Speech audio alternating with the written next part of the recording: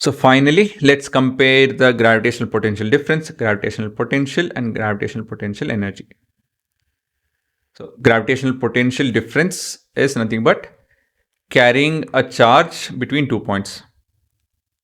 Gravitational potential is carrying, oh yeah, here you are carrying a charge which is of 1 unit mass. Here you are carrying a charge of 1 unit mass, but from infinity. So potential at a point per unit mass, right? And gravitational potential energy is you're carrying a mass. It need not be 1 kg mass. So that's your definition. So work done per unit mass in moving from A to B. Work done per unit mass in bringing a test mass from infinity to point, whatever the point is. And this is getting a mass of m. Here it is 1, here it is m from infinity to the given point. So formula is as such. So here you can see clearly this m, there's no m over here. So again, the formula. So it depends on the field and the final and the initial position, while the potential depends on the field and the distance r, basically the destination. By default, the initial point is infinity. Here too, the initial point is infinity, but it depends on both the masses and the distance r actually. So that I missed. So you can also please add this at distance r. Obviously here the unit is per kg. Here it's purely energy. The nature over here is field property between 2 points, field property at a single point, system property. The word system comes in because both the object and the planet, for example, are to be considered. The mass has to be considered. Reference line is, there's no fixed reference line. Here infinity, here too it's infinity. And then you have your potential U or delta U will be m times of delta V. So this is a bit confusing in this representation. I've not shown you guys that. But yeah, here is your potential energy U and here is your potential at a given point V, and the potential difference is delta V. So delta V is delta U by M, V is U by M, and U is MV. Right? Sign and what if, what it tells. How the field changes between two locations, how deep the point is in the gravitational well per kg, how much energy the mass has stored in the gravitational well. So again, all of these three are interconnected and they're quite simple. So let me write and explain the formula. I'm not very happy with what I just showed. So this is U, this is V. Oh, sorry. I'm going with the wrong sequence. This is delta U, delta V, sorry, delta, this is U.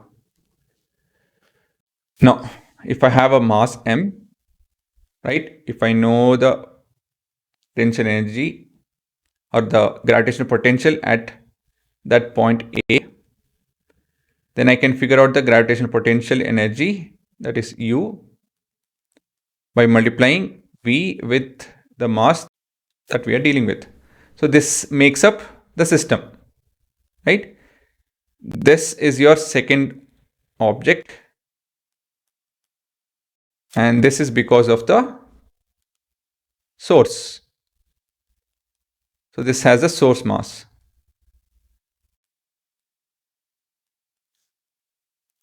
So as you can see, these two are dependent in this manner, right? So let me make a triangle actually. I think that will be better. So this is V, delta V U. So all I have to do is, if I have to figure out this way, I mean from delta U to, if I have to move from delta V to U, I have to make the initial point, keep the initial point at infinity, and the second mass M2 I have to make it as M. If I have to figure out the delta V with U, I need to know the U at initial point and the final point and the mass M2. So all I have to do is UF minus UI divided by M2. The second mass I'm talking about. Do this and I'll get delta V. Now, if I want to move from here till here, this is very simple. All I have to do is divide with M. If I have to move from this to this point, I have to multiply with M. If I have to move from here to here, I need the information of VA and VB, and I have to take the difference.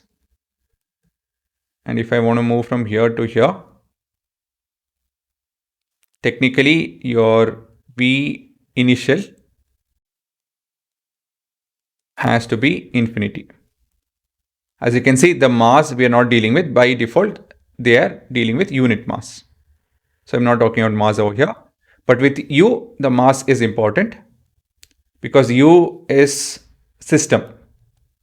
This is purely system. It depends on the system, that is both the masses.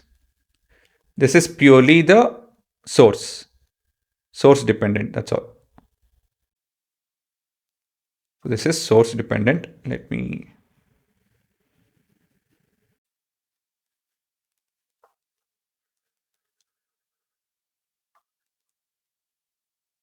source dependent only.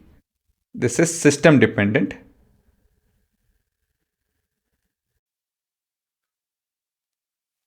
This is again just source dependent. Source dependent only.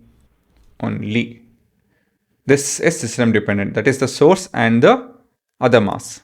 Okay, guys. So this is the relationship. So this is a very brief introduction to all the things that makes up any field. So this you can pretty much use. The idea can be used in other chapters also when we're dealing with electrical, magnetic fields and all of that.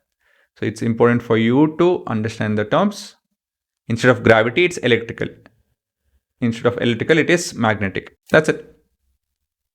But the idea of potential energy and potential difference will not change. So please see to that you understand each of this term. Be very clear with it. Open your notes, move it around, and be very clear with this.